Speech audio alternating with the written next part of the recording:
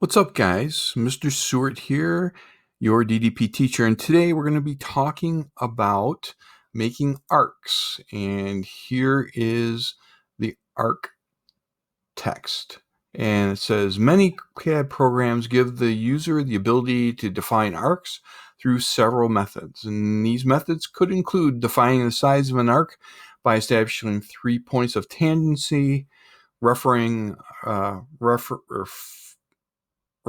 2 points of tangency, or identifying a center point and 2 points of tangency. So we're going to create a new part studio, and you've already done this, and we renamed it to be arc. And we're going to use the arc sketching tool to replicate the figures that are shown below. Note that you're going to first need to sketch 2 straight lines in order to create the tangent arc. And you're going to label those images as shown using the text tool. So I'll be honest with you, we're not going to be able to do these 2 arcs down here. We don't have the center point arc tool. And frankly, in my drawing career, which is since the mid-1980s anyways, I have used the arc command very, very, very little.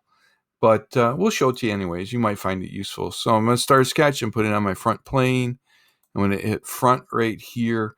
And I'm going to start with a 3-point arc. So here is the arc tool.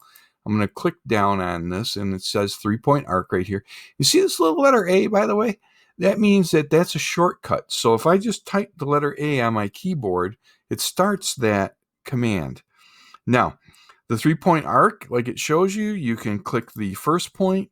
That's the start point, the end point of the arc, and then the third is the radius.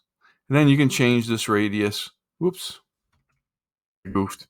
I can change that radius by either typing the text there, or I can just do the radius by using the dimensioning tool. The next one over is the tangent arc, and tangency arcs go between lines. So I'll just draw a couple lines on here. I'll start the line command again. And I bet you I could use the shortcut L for line. All right. And I'm going to go to my arc tool. Whoops, here we go. And hit tangent arc. Now, to do a tangent arc, you click the end of one of the lines, and then you click the opposite line or the second line, and you end up with your arc going between these 2 lines. Now, this little bit up here, that's extra stuff that we don't need, so I'm just going to use that little pair of scissors to trim that. So that is drawing the arc. And now we're going to get ourselves set up for our next tool, which is called trim. So I just click on the plus, say create part studio. I'm going to right click on it and rename it.